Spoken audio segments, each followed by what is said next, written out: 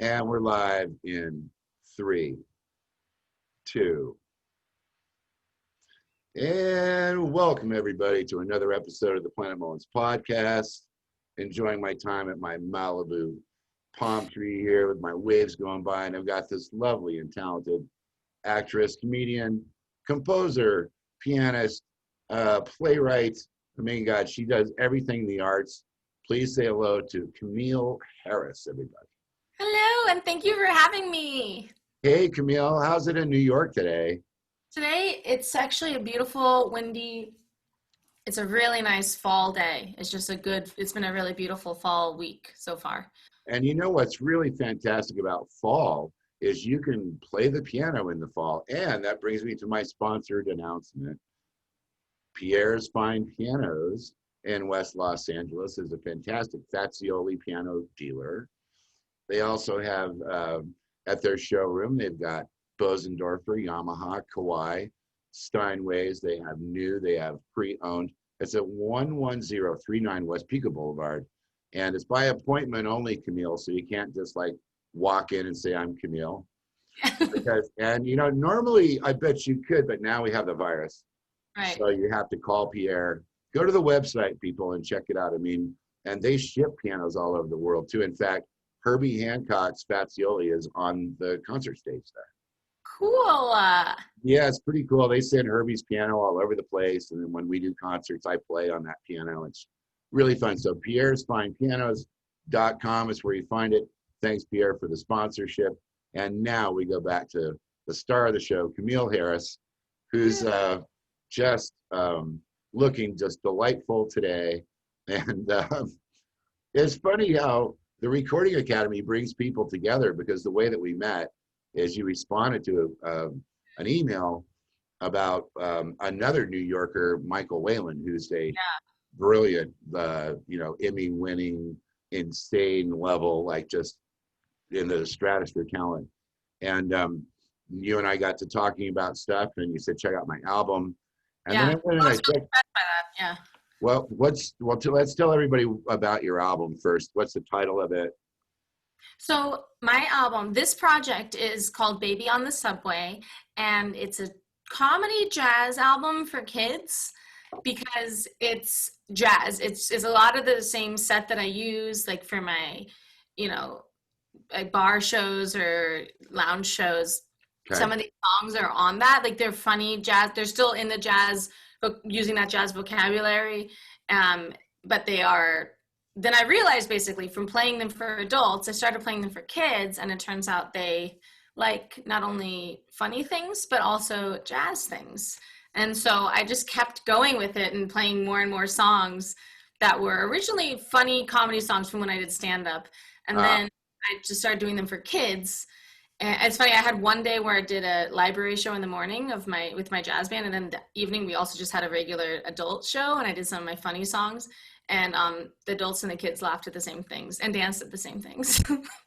Wow, so, that's kind of a nice tie-in there. I mean, I thought you were going to say we were getting ready to play at the Village Vanguard, and then all of a sudden there was this massive army of babies and strollers. They all arrived. They had bought tickets online off an Instagram ad, and they're out there without their parents, but they have guitars and pianos and saxophones. Oh, it would be so cute. That's the cutest image. Yeah. Well, I don't know. I'm trying to get on your brain wavelength here because, I mean, obviously, it's a little bit nutty what you're doing, but I've spent time in New York. I study music in New York, and I have friends that are comedians, and I try and, make jazz and music really fun. And when I saw your branding, which was basically silly jazz stuff for kids, I thought, that's something I can get behind. I can get behind that because, when I first left Denver and I went to LA, the LA Times reviewed me and they said that I smiled too much and I couldn't be taken seriously as a musician. Oh my gosh. And that was because I was having fun doing my music. And so, and then I saw your video and I'm like, well, I get it. I just think it's the spirit of what you're doing is what I'm trying to commend you for. Well, thanks. I really love it, and I really love music and in general. You know, I have many different projects, but this particular one I've been enjoying a lot because I feel like we're just showing kids that, you know, trading solos and playing and showing them kind of how to listen to just any music. Because, you know, when I do my shows, I also do covers. Like Okay. Salt Peanuts is a really big hit. What? Salt Peanuts, they love it. You know. All right. Yeah, because that's catchy. It's a little hooky little thing. Now tell me about the whole like revamp of Muffin Man, because I was watching that video and I'm thinking to myself, and then you also got some sort of a licensing deal for your version of that. We have to get into that for sure. I mean, you got a full plate here. I hope we can get to everything, but I'm watching you with your sense, like, do you meet with a video person and kind of script out these wacky ideas like, okay, I'm going to be in a hotel hallway on the floor with 60 forks in the ground Yeah. and a floral dress. And then I'm going to go play on the forks and it matches the piano. How do you come up with that stuff? That one I think was actually my friend Alex who made the video, and our friend Ellie shot it. So that was in college when I made that. And now Alex was in Sundance and he has some film coming out, and Ellie he's the DP for that TV show called The Magicians that shoots out of Vancouver. So it's like really cool that these people, I made this little funny, goofy video, because it was not for kids, that video. That was just to be funny for my friends, essentially, and my friends in the comedy scene at Emerson/Boston. You know, I was like, I want to make funny jazz, because I discovered Tom Lehrer when I was in Boston at college. Mm-hmm. And I was like, oh, that's amazing. I love this, you know, and I just kind of just wanted to keep doing that. So I just kept writing funny songs that were jazzy sounding. And then I made that video. I remember we were trying to have the muffins rain down on me, but they just slammed on my face. So I kept that out because it didn't work. I thought, oh, it'd be like they're raining. And the kid who was supposed to get the props for that were supposed to get tiny muffins, but they couldn't find any, so they got huge muffins. I just melted in the face with these muffins. There's like an outtake of that, me going like, it was a really fun time. That sounds great. Well, then at this point you've done several albums, right? This like the baby one is not your first one. It's not. It is my first full length. Actually. Oh, really? Oh, okay. Because so my first two could have been one, but I separated them out just to make them, you know, to have two different EPs, I guess. Okay. Because they were like half funny and half just jazz, and they could have all been one, but I made them into two. The first one's called Silly Jazz, and then the second one is called Beneath the Moon, and they're each 5 songs. And Beneath the Moon, they're not, you know, they're just more jazz, like my straight ahead songs, and then the Silly Jazz is my funny ones. And then after that, I made Where I Go, which is an EP that I recorded with. It's just all the same band always. It's just my friend Dave Tedeschi, Georgia Weber on bass, and my friend Wayne Tucker on trumpet. Okay. And, you know, we ask our other friends to join in at different points, but we made this Where I Go album, which was just jazz. You know, I kept saying I want to make a cool jazz CD, a cool modern jazz, but it was more emotional, more kind of not silly. It was more serious, I guess, as serious as I could. And then I did another one that was just piano and voice, just for 3 songs, just essentially to put it out there, because, you know, that one it was a favor kind of, and I had like 3 hours in the studio, and I just went and played the piano tracks and sang like one take of each song, and then I just put it out there. But I like it. I really like that one too. But this is my first full length one, and my friend Dev Avidan, who he actually builds microphones, and he has a whole his whole business is also just, you know, doing Studio stuff, and he produced it, and he's got such a great ear. And so working with him was really special, because it was, first of all, we recorded in Systems 2, which was a big studio in Brooklyn. And like the Steinway I got to play on was amazing. It was one of the long ones. Yeah. And then we got to do all the tracking in his studio that was on Roosevelt Island. So he has this beautiful view of Manhattan. Wow. Just over the East River. So every time I was there, I was always like, what is happening? This is so cool, you know? And then it just sounds so great because he's got such a great ear. And he had this, like, you know, he was like, you know, little kids you know, they can hear higher resonances. So let's kind of limit the top, because a lot of albums little kids go like this too, even though to us adults, it doesn't hurt us. So he did a really, I think, because then we tested on some babies to see, you know, how is that? Well, that's And really, it's a really cool idea. that's so considerate of you, because, you know, I'm often telling people in my life that who think I'm just a complete lunatic, that my orientation is sound.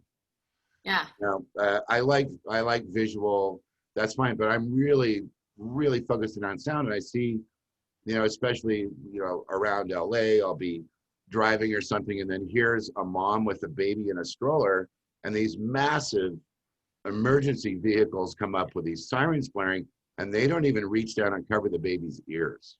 I know. They don't even know that that's permanent hearing damage land. That's what that is.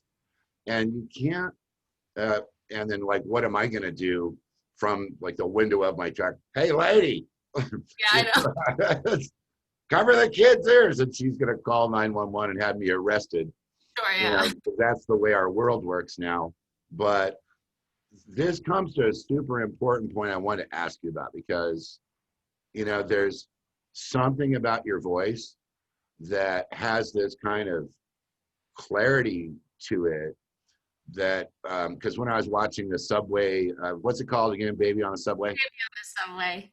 So I'm watching that, and you got like the whole Broadway thing, and you got the those were Broadway dancers. I know they were. I can spot them. My older sister is a dancer, so I know all that dance. But wow, you're leaning off of the pole there, and you're in the slinky dress, and boom, you go for the big note, and the note is going on and on and on, and it's in tune, and it's great. And then you swoop out of it, instead of like cutting the note and waiting for the applause like you would at Radio City. You swoop out of that in this low thing, and then you keep on going. That's like insane. I know. It's something I do that maybe is annoying to people, but always to me is really funny, is at the end of Happy Birthday, just to hold it as long as I can. And you know, I would, right. Because eventually your audience is kind of going, okay, well, how long exactly is this going to go? And then they get out the stopwatch, and then they cheer. Yeah. But the tone of your voice, I would say are you a mezzo soprano or soprano? I'm a soprano, you know, but I guess, you know, as an adult, I would no, I'm definitely not a mezzo. I'm a soprano, because I'm stronger up in my passaggio. When I sung with other mezzos, I certainly have the same, right in their range where they can really go. For me, it's a little bit lighter. But I'm a belting soprano. Yeah, because the clarity of your voice up there is something you could, I mean, there's a couple of different ways you could go, not that you're not going 20 ways already, but one way that you could go is, you know, doing opera and blowing people out of the water. And the other thing is, you could put on an NYPD uniform and get a megaphone and just scare the crap out of people. Right. Yeah. I mean, it would be scary to wear an NYPD and just already. Well, watch out. But I've done some contemporary classical. You know, I'm not opera trained, but I was going to ask you. Classical. The New Dramatists is this place in New York, and they have a residency program for playwrights, but they also work with composers.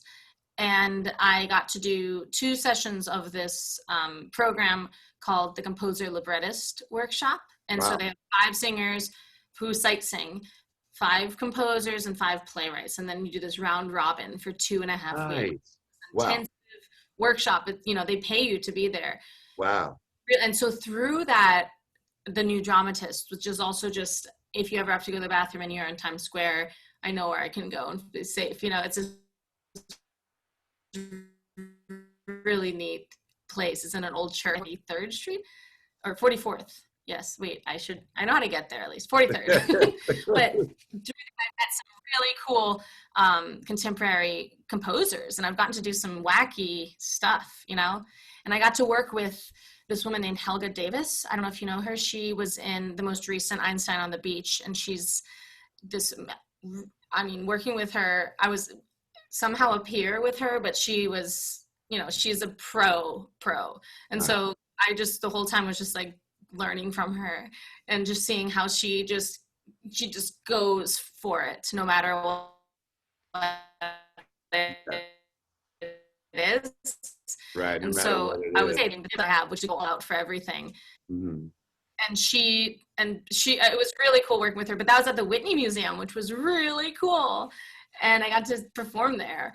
And the composer was this woman named Milica Peranovic, I think is how you say her last name. I never said your name, Millie, sorry if she ever watched this, but, and with this performance artist named Sybil Kimpson. And so that, I've gotten to do some really cool things just by saying, yes, okay, I can sing like opera-y, and I can sing jazz, and I can do musical theater, which was what my degree was in. Oh, really? So, yeah. And just basically, I try to have, I say, well, what kind of voice am I going to do for this? Is it going to be silly? Is it going to be jazz? Is it going to be loud? Is it going to be soft? You know, I feel like I have all different types of voices. Mm-hmm. And I was talking to my friend who plays bass, and he said, like, well, what's your real voice? And I was like, well, I guess they all are, but I don't know the answer, basically. Well, do you feel like doing anything. You feel like, were you one of those like little kids? Because I remember when I was a little kid, everybody just was ready to lock me up because they just thought it was so weird.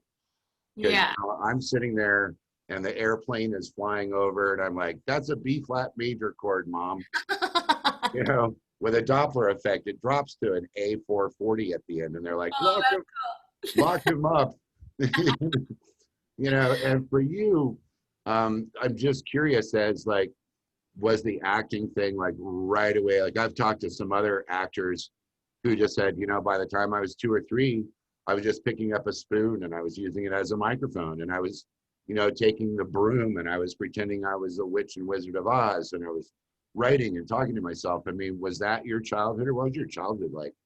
So I have a little sister who's 2 years younger, and we always sang. My parents were bringing us to concerts all the time. I'm from Boulder, Colorado. Yay. So we got to go to Mackey Auditorium all the time. And, you know, I went to the Paramount. I got to see Pat Metheny there. Nice. At Smile Maze. And I got to, you know, the Lions Folk Festival we got to go to. They had a Mozart Works Festival that was at Boulder Theater with the Boulder Philharmonic. And just, they brought us, you know, there's a lot of amazing art in Colorado. We just got to see constant stuff. And my sister and I always sang together, and my sister's got a great voice, but she doesn't do that. She plays piano as well, but this is not her career. And so I always grew up singing with her. But, you know, my first audition ever when I was 4.5, I guess, or 4 3/4. I was almost 5. I just cried the whole time. I was also shy, but it was the type of thing, it was Peanut Butter Players, this children's theater company that I did until I was 18, run by this woman, Joanne Lehman. And it was really, that's what made me want to do anything. You know, at first I was shy, but I liked doing it. You know, performing just, you know, in a smaller, intimate setting was always scary. And I was always loud and, you know, the biggest, you know, personality often in the room, but I was also shy too. Okay. Until maybe middle school, I think. That's when I just started really wanting to perform. And then I auditioned, you know, for the Lunch Bunch, it was called, which is the professional children's theater company. So it was during the school year you got to do too. And so I started piano also when I was 4.5, I guess, January, before I turned 5. And so those two, music and acting, or, you know, kind of came hand in hand. To just both, my parents just put me into those two things right away, and then I stuck with those. Those were the things I stuck with. You know, basketball didn't really stick. Soccer, not really. Are you tall? Like, No, I was a small person. I was a small kid. Now I'm average. I'm 5'5". Okay. I started 5'5.5", but that's not the truth. Although I wish it was, but that's okay. But I was I was always the smallest or second smallest in the class until I had a crazy growth spurt when I was 14. And I remember having really bad shin splints and just feeling not Right. good. My body grew. I grew between the beginning of 8th grade and the end of 9th grade, 4 inches. So that's 2 years, Wow. a lot. And so then I kept growing through college, actually. I stopped growing when I was 19. Yeah, I didn't quit until I was 20. Wow. And I was 6'2" and a change. And then one day my mom looks at me and she's like, because my mom had this yardstick and the wall in the house where you stand on the wall straight, and then they put the yardstick with the pencil marks. Yeah. And that goes like through your whole life. She Yeah. says, you better come over here and get measured again because I think you got taller. And I grew like another 3/4 of an inch that year. Wow. Well, you're then the same height as my father. 6'3". Yeah. Now he's 6'3". He was like, yeah, so now maybe he's shrinking a little, but Well, the whole shrinking thing, man, I don't think that's going to be happening to me because I'm active mhm. and I stretch, and I think and I lift weights too. I mean, I actually, what got me into lifting was the COVID thing, Oh, wow. because I had all these gigs and all these concerts lined up with a young band. My band is like really fit, and I was the older person, and they were like, man, with this virus and stuff, we're just lifting more because we got to get our immune system up. And I looked at all the media coverage of this stuff, and there was nobody on TV going, everybody get yourself some weights, eat healthier food, and start lifting, and so your immune system goes up. So I've been doing that since like March, Oh, wow. and I just feel so much better. So I don't think I'm at shrinking man Mm. yet. I've never even been to Burning Man, Me neither. you know. But now, how did you make it out of like Boulder to New York, and then you went to college, and then did you get married in college? I was with I was in, I graduated high school and I really wanted to go to Emerson College for musical theater because I had Okay. done the, You had your heart set. You had your heart set on that's that where I wanted to go. particular. And so then I got a half tuition scholarship Mhm. and I got into the musical theater program, which was the challenging part. Right. I think they accepted 24 out of like 1,100 or something. Wow. So I just remember that moment of getting in, just like I was so happy. And then I got in, and I also got to go to the castle program they have in the Netherlands. They have a castle they own, so I got to go there, Oh my God. and I got to do this Los Angeles program that they had at the time. Now they actually have a campus there, but that was after me. And so then in college, I met my now ex-husband, and then he and I moved to New York after, and we got married, when I was 26. But So what I thought you were gonna, Camille, what I thought you were gonna say is they own their own castle, and I went to the castle, and at the top of the castle there was this knight in yeah, shining armor. yeah, no. But I've done some castle gigs. I played this castle ruins in Dusseldorf, Germany. Oh, I've been to Dusseldorf. That's right Oh, by where I was living. really? Yeah, 20 minutes. I just love the whole European thing. I mean, isn't it so artsy?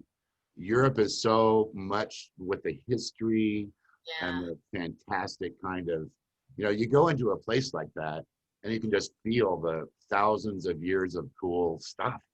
Yeah, it was a really cool experience getting to live in that castle. Also, one time I accidentally threw my friend, and by accidently I mean I was joking around, and I threw my friend's keys into the moat. So I had to go get them out. Yeah, but I would just, judging from your personality and stuff, I would think that everything nearby you is a potential prop. Yeah, that's pretty much true, I guess. So, like if we were walking down the street in New York or something, I would definitely be guarding all of my stuff. Well, yeah, I'm also really into pratfalls, so you gotta watch out. And I'm really good at pretending to run into doors. Oh, pretending or really doing it? One time I did accidentally really do it, and I hinged the door at the Whole Foods right in front of my aunt in Boulder. But usually I'm good at pretending. It's like your Julie Andrews Steve Martin, and one Okay. other, and like Eddie Murphy or something, and one girl. That's really nice to say. Thank you. Because isn't it great that, because I'm a huge Steve Martin fan. I think you are too. And the comedy movement, like the visual aspect of his comedy, is such a big part of it. And practicing, how do you practice visual comedy though? Because I don't know. You just do it. You just try to make people really, laugh all the time, I think is the key.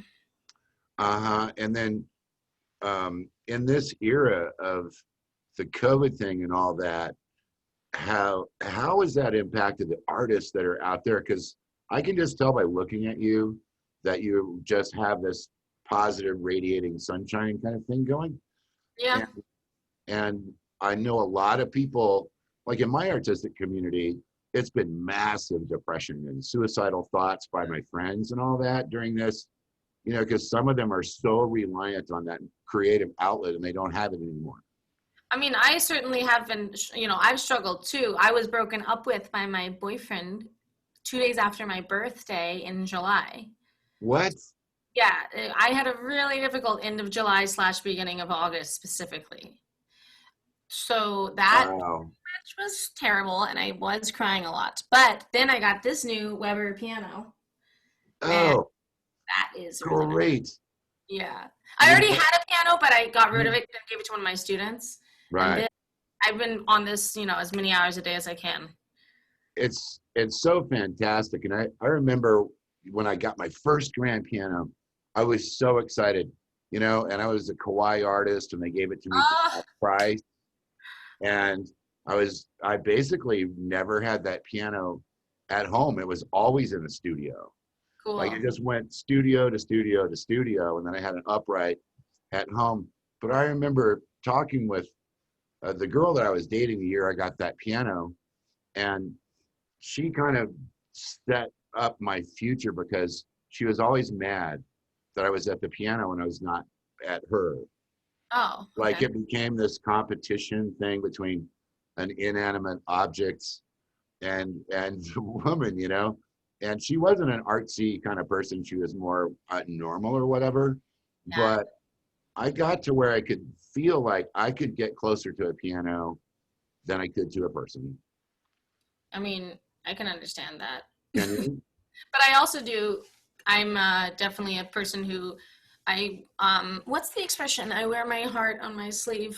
And so most people I talk to, like one thing I've realized is speaking to the COVID, difficult times during that, for me, Right. I realized as an extroverted person, Mm. I thrive off of saying hello, how are you to even strangers on the street. I mean, Right. I like talk to everyone, not having, because to people that's small talk, but small talk to me is really important. I found out Mm-hmm. when I say how are you, I mean it. Even if I just get a simple "I'm good, have a nice day," like Right.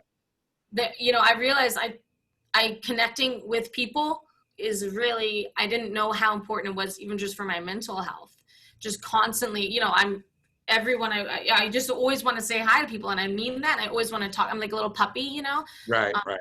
I sometimes have to limit myself because sometimes I like keep going even when the conversation's done and then I'm like, why did I say that? I didn't say that extra thing about that person's haircut. They've already walked a block away. Like, relax, don't shout after someone. And I like your shoes. I kind of calm down on that stuff. But I realized I need that type of interaction with people. But Right. I've been loving practicing on this piano. I mean, practicing piano in general, and just kind of diving back into some of the practice that I haven't really practiced like this as much really since, I guess, high school. I've been Wow. practicing, but working and just promoting and doing all these things I'm trying to do, I realized that I wasn't practicing, purposefully. If I Right. had a gig, of course, then I would practice for that. But I haven't just been doing my arpeggios and my scales and just doing that like I used to. Mm-hmm. And so now, it's like, wow, I can kill like 2 hours just reminding myself about the different arpeggios and just going through all the time. I can literally just lose myself doing any of these exercises I have, Yeah. a good 2 hours. And so, Well, you know what? I have 4 jazz piano books, and I'm a famous Amazon jazz piano book author guy. I want to buy them. Okay, well, if you buy the Amazon one, I'll send you a free of the one of the other ones. Well, you don't even have to do that, but I would love that. That would be awesome. That's so cool. So, your sociability factor, I could tell that. I knew that you're what we call them, or what I've always called them, is people person. You're a Absolutely. people person. And I remember years ago being stuck on the tarmac at LAX, and I was getting ready to do my first modeling gig and Ooh, concert tour in Tokyo. cool. So I know, and this was probably around the time you were born or something, maybe, because we still had a smoking section on the plane. Oh wow, yeah, no, I don't remember that. Yeah, I mean, there was a smoking section, and basically LA to Japan was an 11-hour party. That's what it was. And Whoa. we were stuck. We were stuck there. It was me and my manager, and there was a problem with the plane. I'm like, oh, dude, man, we already got an 11-hour flight. And they come on the thing. We might be here. We're not sure how long we're going to be here. And he says, well, what are you going to do? And I said, I'm just going to go meet everyone. Yeah, cool. And he said, what do you mean? I said, watch me go. And I went up to the front and I said, hey, everybody, how's it going? This is Rob Mullins here. I'm a musician and I'm from LA, and I'm so stoked to go to Japan. And some of the people were really nice about it. I mean, because you do that too. You turn anywhere that you are into the set. Yeah, yeah, I guess so. Yeah. Sounds I mean, good? not always, but like sometimes I try not to be too much bringing it into a set, but I do want to, yeah. Yeah. I don't know if I'm always on, like the way people describe people being on, but I don't know if I'm ever off Right. much, but maybe when I'm sad, yeah, but around people. And but when I'm sad, I'm very straightforward about that. It's hard my mother passed on a face that does not hide any emotions. So anything Uh-huh. feeling, anything I'm feeling, anything, there's just definitely, I'm pretty transparent in terms of how I'm doing. Right. Well, I thought it was really smart when he said your heart's on your sleeve and then you went sleeveless. I think that's a good move. Yeah. Yeah. I noticed that right away when you said it. Like, oh, thank God she's sleeveless. Yeah. That'd so be- so at this point in your career, like, is there one of these fields? I mean, obviously we're in what we call Grammy season right now, because this is yeah. where everybody's sending the albums to everybody and this and that. And as a voting member, the listening thing for me gets really gnarly because I've been getting sent like 10 albums a day since June 1st. Well, I've been trying to get sent more albums. I've been a voter for 3 years, and I don't know how to get more. I mean, I signed up for the Bongo Boy email, which is how Yeah. I found you. And I am on certain email lists, and I'm on the Facebook groups trying to be like, well, because I have a little spreadsheet that I made. Okay. It'd be nice if there's a template. I should have, maybe someone made one, but and I've been like, okay, so some of my categories are just totally empty. How do I even find who submitted? Well, after we're done with the show, Yeah. then I can probably assist you with that. I mean, I came from a family where my sisters were like very attractive women like you are. And the punishment factor was one of the things how they would get excluded out of groups, because people would just be like, she's too young, she's too beautiful, she's too talented. And that might be a problem that you're suffering from. But I don't know if it is, but I'm on the Facebook groups, but I'm just trying to find the past 2 years voting was baffling. I would log on and be like, oh my God, there's so much. How do I listen to all this? Right. This year because I submitted my CD, I've been trying to promote that. But at the same time, now that someone said, well, I'll put you on my spreadsheet. And I was like, what does that, I should make a spreadsheet. That's such a good idea. And that's pretty much a game changer. Because then, I'll be like, oh yes, I know that. I know this person. I see them post on Facebook. Okay, wait, I have listened to that actually, Yeah, it was something like, it was either 11,653 song entries in Song of the Year last year, or it was 111,653 for that one category last year. Oh, whoa. And so, and people that don't know what I go through from June until mid-October, that are like new in my life, Yeah. really weird. This period of time is really weird for them because, well, when are you going to get away from the computer? Well, I kind of can't because I've got this client in New York who's up all night and he wants to talk, right now, and he's ready to do a frickin' three-way call to the UK, and it's 2:00 in the morning, and then, you know, my ears just have to have rest. Like my ears get really tired. Yeah, I was noticing that too. You know, and when you told me about your schedule, it just made me laugh so much about my own, because you're doing all this stuff all day, then you teach piano, and then you hit like 9 or 10 at night, and that for me is when my students pounce and they attack and they send those, hey, I want you to watch this series of videos emails. Yeah. And at 10:00 at night, I'm just kind of going, no. Yeah,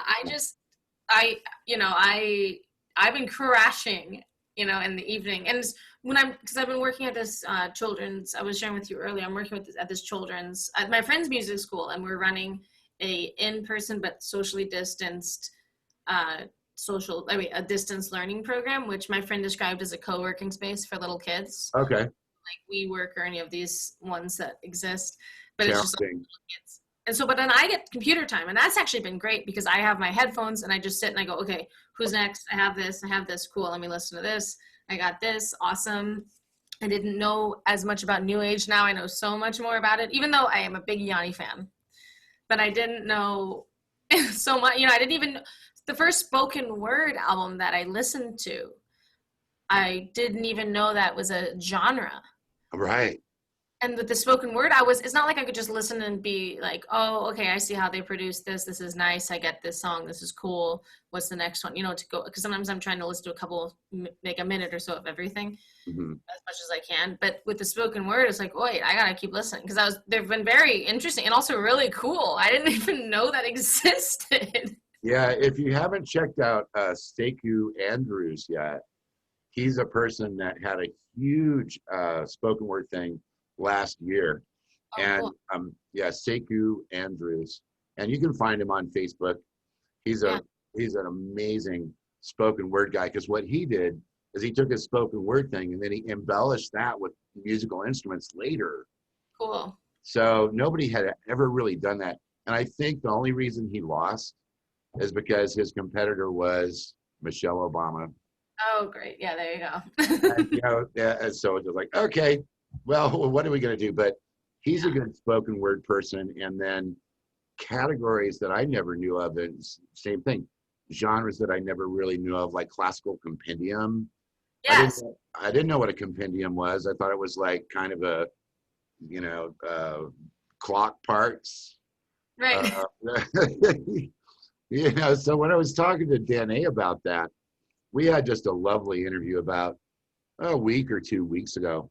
Yeah. And, she was explaining what the compendium was and stuff. And when we actually got into it, I was noticing in so many ways, like the art that you do is really on the opposite side as far as the vibe of it, because I'm listening to her album, which is brilliant. And she, have you heard it? Poem.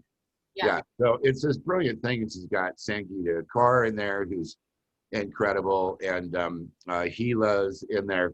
But ultimately, it's really making me cry. Like, it's so dark and sad and powerful and everything. So when I was doing the show prep, I was just like, oh, I was getting so sad about it. Finally, when I got into the interview, I made it a point to just see if she ever could tell a joke, if she had any jokes. Oh. And she didn't. Yeah. So I told them. Okay. And then, we were kind of off to the races and really laughing. But your thing is, I get it about how, you're very open with your emotions and stuff, but you can snap right into a character. Like, I've seen you do it in your videos. It's like, blam. And as soon as the countdown goes, you are on, man. Yeah, that's true. You're popping. I think that I had just been broken up with when she sent me her CD. Oh, no. And so it was that one, and I listened to this really great jazz album by George Burton. I don't know if you listened to that one yet. No. So good. So that one, and then also this really beautiful musical theater. I have it written down. Okay. Those three, I was like sitting and crying. I was like, and like some of them, I was like, I don't want to overshare, but like, this is really beautiful. It's just, I just been broken up with, and you know, all the things I listened to during like the first week of August. I Right. just, I'm thinking, I think maybe you should go back and re-listen with like not really sad, heartbroken ears, you know? Yeah, that's a great phrase, the sad, heartbroken ears of Camille. Yeah. Well, here's a funny story that about how I deal with that. I was dating this Malaysian girl that had met over the computer in the 90s, and she was trying to get a visa to come to America. And I was working for AOL. I was like a tech moderator in these huge chat rooms. I could manage 150 people, and it was a lot harder before the Facebook and all that. Anyway, I met this girl, and she said, I want to come to America. And I said, great, I'll call my friend at the State Department, and I'm going to throw a party, and we're going to have everybody from your chat rooms and all of my chat rooms, and we're all going to go to a bar. Whoa, cool. And so, so yeah, and no one had ever done anything like that. So I had like, her room was Asian female for white male.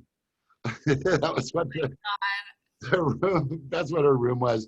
And mine was chat about the web, technical. And then I had like two other rooms. So we ended up with 100 and something people at this Japanese restaurant in Huntington Beach.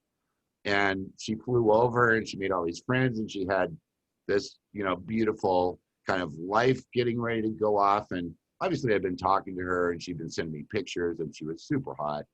And once she got here, then the first thing I took her to was Sundance. What? That's so cool. Well, I was getting a musical award at that one for something I did with a creative coalition. I'm like, this is going to be great. I'm going to bring her. So I bring her, and then she gets all nutty on me. And by the end of the 3 days that we were at Sundance, then she didn't go back to Malaysia, but she flew to Chicago to move in with another guy. Oh no, what?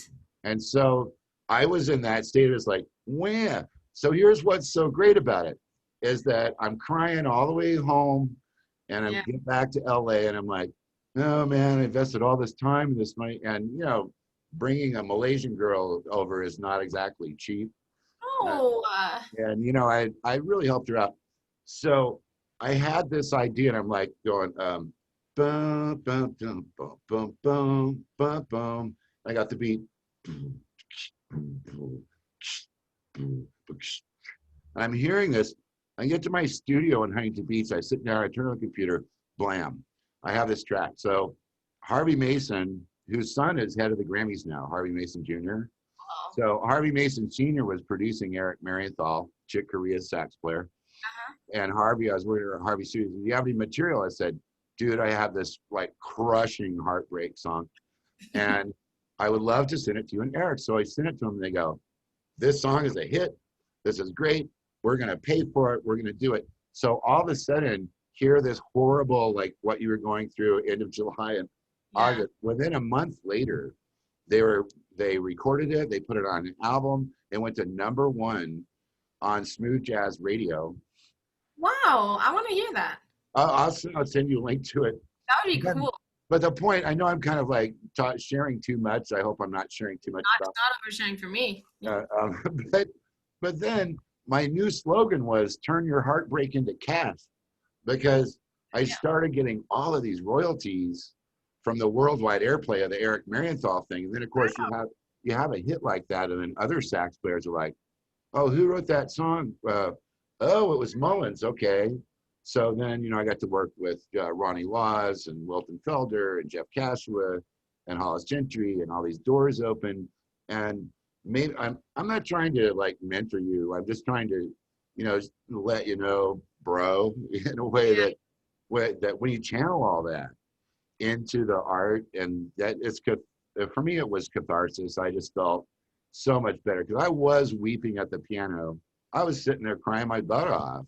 Me too. I was so sad, because Yeah. when you invest in somebody emotionally and financially, and then they're just so ungrateful about it, And it's hard to fit relationships into an artist's schedule for me. Like I just suck at it. I'm terrible at it. Yeah, it's very difficult. And it's funny because the things that I would be crying at the piano playing were not necessarily like sad songs either. Called my friend Zach, and I was like, I have to stop practicing because I can't remember. Like, well, maybe you shouldn't keep playing sad songs. And I was like, oh, it's not a sad song. Like, it's really happy, like ragtime thing that I was playing on 12 keys. I was like, it was like going up chromatically, just like. Then like I was like, oh yeah, this is really absurd. As soon as he said that, I was like, okay, this is completely absurd what I'm doing. Just, like, not practice. But it was funny because I was just crying about everything. Is my point. It wasn't. Maybe we'll have to get together and do a new album called "Weeping Through the Joplin." Yeah, that's yeah. This is a Jelly Roll Morton song, actually.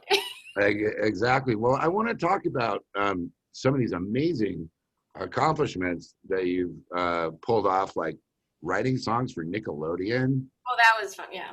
Well, that's insane. How did you pull that off, Camille? So when I was working on a TV show called Take Me to Your Mother, and I helped actually produce the first I co-produced the first 3 like pilot episodes that then were picked up to become the TV show. Okay. And I was working with this woman at the time and with the producer of it. And so then they needed some just tracks. And so since I was there, it was like, okay, I'll do it. And so then it's like, well, we need it soon. I was like, okay, great. I'll get my friends, And so then we went and recorded a couple of things. Just, it was really cool. Just a couple things and aired on Nickelodeon, Wow. Yeah. But you had to get into the position with the people and before that. Yeah, this was more like it was a kind of weird how it all came about. I started teaching piano to her children, and then she ended up kind of hiring me and my ex-husband, and we worked on this show together. And then through that, I started getting more like people that I knew from Emerson who were, Emerson's a big film place. So then I started getting, well, could you make this for this little commercial? Cool, yes, and then I got a couple of big paying ones. Wow. I got a big one that was when I did for like Merrill Lynch, and it was really exciting and a big, it was just a promotional thing for them, for their, I guess, investing, whatever. But it was paid a lot, and that was right when I got divorced. And so then I just took all that money and I went to Panama for 3 weeks and then to Argentina. And I instead of my eat, pray, love, I called it my eat, learn Spanish. So I did eat, learn Spanish, and then so I ate, and then I also learned Spanish instead of eat, pray, love. But it was really, but that was, I had some cool opportunities, and that's just all just happening to know people. Mm-hmm. Now I want to get back into that scene because I haven't been doing as much. I just kind of stopped doing composing things. I'd have to start hustling again, to meet the people. Well, yeah, it's the people that I talk to, that I interview, and one of them is Yanni's drummer. So we'll talk about that a little bit. But he went to Berkeley, and Berkeley has turned into this thing now where it's $60K. Yeah, and and then a lot of my students, because there's they use my books at Berkeley. Cool. Piano classes. So a lot of my students have, they want to go to Berkeley, and I have to write the recommendation letter, and then I stay in touch with them. So I have them from 12 to 17, and then they go to Berkeley, and then they come back. And they come back saying now that the Berkeley network is not what it used to be. Like, it used to be, if you could get into Berkeley, it's just like Yale, Yeah. Go there, go to Yale, get C's, but meet all the grandkids, the people that own everything in the planet. I know. One of my assistants did that, and she was this like 6'1" Amazonian, beautiful young woman, but she didn't do her homework or anything. I said, Jackie, how are you gonna get by at Yale? Well, my dad this and my uncle that. And then she came back after the first year, and I said, how was it? And she said, I was the first girl to ever get in Skull and Bones, this private fraternity thing that's only been male for like 200 years. And I know. And she graduated, and she's not had really any kind of actual problem. She's had like, white privilege problems a little bit, but I mean, it's just so the Emerson Network seems to really be working for you because you've got all the film and the music and the acting. It's all kind of there, right? Yeah, Emerson's been, well, I actually took one film scoring class at Berkeley, Mhm. as part of the Pro Arts Consortium that they have for all the art schools in Boston. Right. And that class then helped me get my first internship. Well, having taken that class and then doing this internship at Playtone production, Tom Hanks's production company. Oh, wow. When I was doing the LA program through Emerson, I got to do this, program. So I learned what a cue sheet was. I made them. I had to read through, learn what the different types of music that appear in TV and film were. And I doing that and doing the class that actually, I was thinking about it. I was like, that one tiny Berkeley class I took actually really served me more than I ever would have thought. Sometimes it's that way because they have little pockets still of these opportunities and influence through Berkeley and, or Yale or whatever. So it's like the parents, or scholarship wise, shell out at 60 grand, 120,000, and then your career could be set up for a really long time. It's still cheaper than trying to be a doctor or trying to be a lawyer. I mean, I have friends that were bass players in Manhattan that were doing these amazing jazz gigs, but going to Columbia during the day. Cool. Because they knew that they're, playing jazz bass isn't really going to, finance a family. Well, actually, so Georgia, this is my seat, the bass Oh, player, yeah. she is an animal behaviorist and a veterinarian, also full-time, as well as being this killer bass player and getting a bunch of really nice gigs. She's that's your CD cover. Can you hold it up in the center of the screen, a little more towards the center? Oh, and that's you with blonde hair. Yeah, when I had blonde hair. And you got a little portable keyboard there. Yeah, that's nice. a keyboard. And then this is this cute little quartet picture of Wayne and me and Georgia and Dave. Dave's the drummer, right? Yeah, he's great. He plays a lot for Postmodern Jukebox. Mm-hmm. And he tours with them all over. Well, now there's no touring, but he does a lot. Georgia does some stuff I know with people who work with them. Okay. She's an example of someone who it's amazing. She plays jazz bass really well. I forget who she was studying with. Someone really cool. I should remember. Probably Ron Carter. Ron Carter, yeah. So she was studying with Ron Carter, and then she also was getting her, I guess, master's also, or I don't know, another degree in animal behavior and traveling to go learn about. So she's pretty cool. It just reminded me of that when you were talking about your bass player friends going to Columbia.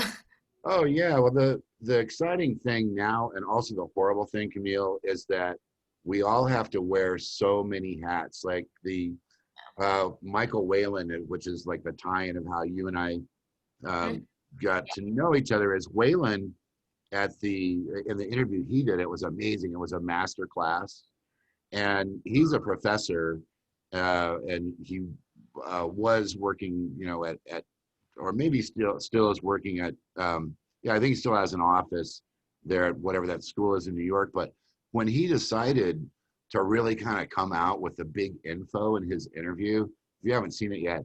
I haven't, no, I'll watch it. You should watch it because he has the whole success strategy for how to make it in the business. He has how to manage your time.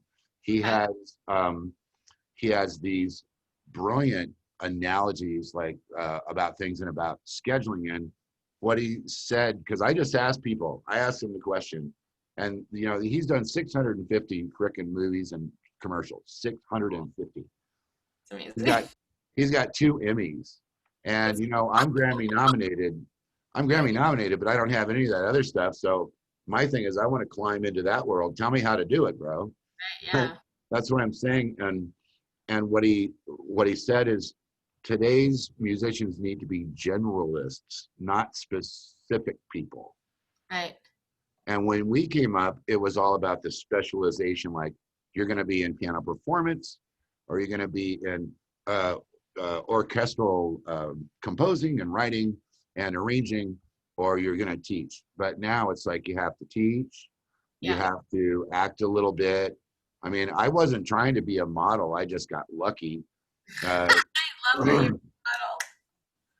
I just got lucky. I mean, when I showed up in Japan, there were life-size posters of me all over the airport in Narita Airport. Did you ask for one to have? Yeah, but it was in 1990. I don't even know where it is.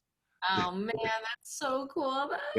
It was really cool. Well, what happened is that I just had a good manager, and he listened to this song that I wrote. The song was called No Secrets, and he knew the people at the TV station in Japan, and he sent them my song, and it became the music right before the weather. Awesome. So over those years when it was on like, I don't know, 20 years, I made like 40 or 50 grand a year just from the one song because I would even meet like UCLA students as recently as 5 years ago, and Asian students that would call me for a piano lesson. I'd sit down, I'd play the song, and I would say, have you ever heard this song? And they go, yeah, that's the weather song. That's really cool. You know, Gosh, so these opportunities, and I feel your pain, man, about not being able to get out and get social, because I really like playing gigs and I thrive off of the live audience. And now it's all kind of like Monopoly with chat heads. Like, you know, if you want to swipe somebody left or right, or if you want to, you know, on the phone, the Facebook head pops up and there's a little red thing and you can just go whoop down to the bottom. It goes X, poof, they disappear. I miss the sociability of, you know, real life and real people, but I also don't want to like die from just shaking somebody's hand. No, yeah, absolutely not. You know, so hopefully it's all going to kind of blow over, and in the meantime we've got your loveliness and this incredible music that you do. And I have to ask you one other thing before we wrap it up, because this last couple of weeks as we've been talking, as soon as I said the word Facebook, even with my sound off, it's pinging Facebooks. Are you serious? Yeah, it just started pinging. It's like bong, bong, just popping. Okay, so, but I watched your videos. I, you know, got to know you from afar, and then we're talking, and I read your bio, and I see this. How much do you actually sleep? Are you like one of those up in the morning and you just go until you pass out on your homework? How does it work? Well, I am actually what's known as a long sleeper. I have chronic migraines, so if I don't get, if I'm, so I've been, and I've actually been doing really, I've new medicine's been really working. So I've only had one migraine in the past 2 months, which is huge for me. Wow. It used to be every 3 or 4 days all through college. Sorry, I choked on my tea, but that's okay. So I actually need to sleep. I have to sleep. I have to, I've been structuring my life so that I don't have to be, I get migraines often as an adult, like around 5 in the morning, they'll wake me up. So if I don't have sleep that's consistent and also long, I did a sleep study last year, actually. Wow. To see what was going on, and my neurologist ordered it. And I remember she was reviewing the results with me, and she said, okay, so you go into deep sleep very quickly, and then you don't ever go back to it, and you just stay up at the top, which is why I always am sleeping, and it takes me so long to wake up. And she said, you know, so that's what happens with drunk people or with newborns. And I was like, are you calling me a drunk baby right now? But it's interesting because that is what I do. I have to answer your question. I need to sleep. If I have to sleep for a long time, or else I don't feel like I can do. But then when I'm awake, I'm awake. You know, I'm just waiting because I follow technology. I'm not a technologist, but I'm a dreamer. So I was the person, you know, 30 years ago, just laying on the ground, looking up into the sky saying, why can't I just put myself on that star like this? Like, why is there this barrier between me and there? And then, you know, the Star Trek and this and that, but technology is getting to be this amazing kind of stuff. And the brain studies that we're doing, I don't know if you watch Joe Rogan's podcast or ever have time, but there are guys that are now studying all these components of the brain so that in the future, people like you that have a problem like that, you're going to get a little button, you know, you're going to have a little button there where you can just go, okay, well, I don't want to feel this right here. And instead I want dopamine. That would be really nice. I would love that. I mean, you know? because, you know, dopamine is one of those natural things that happens, but we're all still kind of, you know, suffering from not our bodies catching up to the science yet.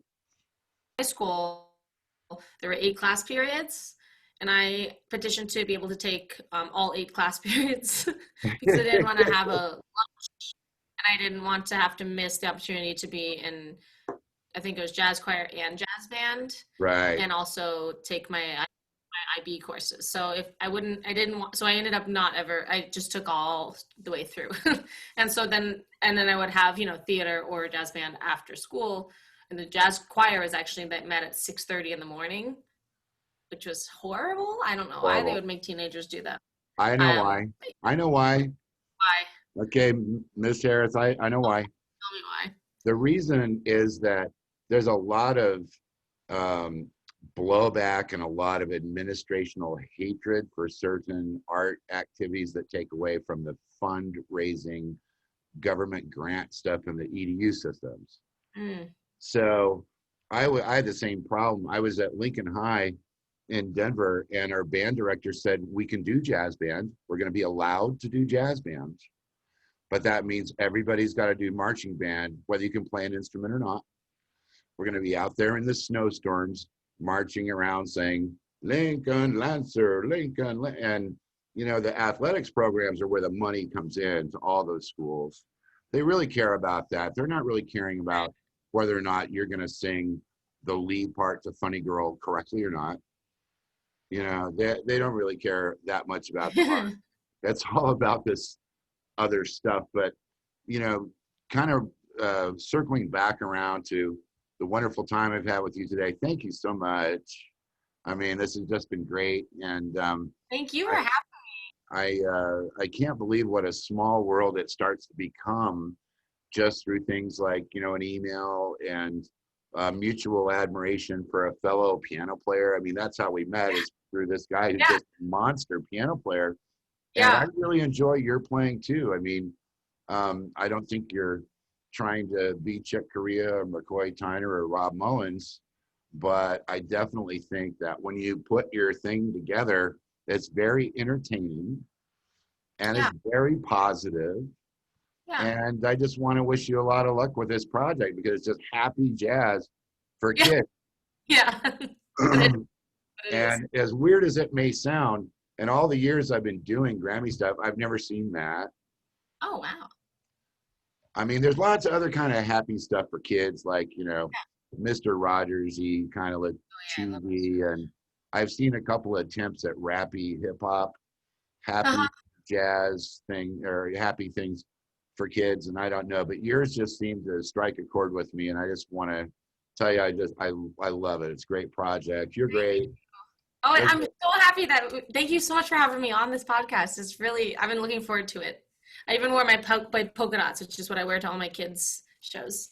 That's so cool, man. Well, you know, that's one of my main weaknesses as an adult man. I even have a song called Polka Dot Dress. Oh, well, then perfect. How did I know? So, Camille, you have a wonderful rest of your weekend. I hope you get a chance to kind of catch up on everything. And it's been my pleasure. I'll let you know when we're going to air it. And thanks again for being on the Planet Mullins podcast. Thank you for having me. I'm really happy to be here. Bye. All right. Bye.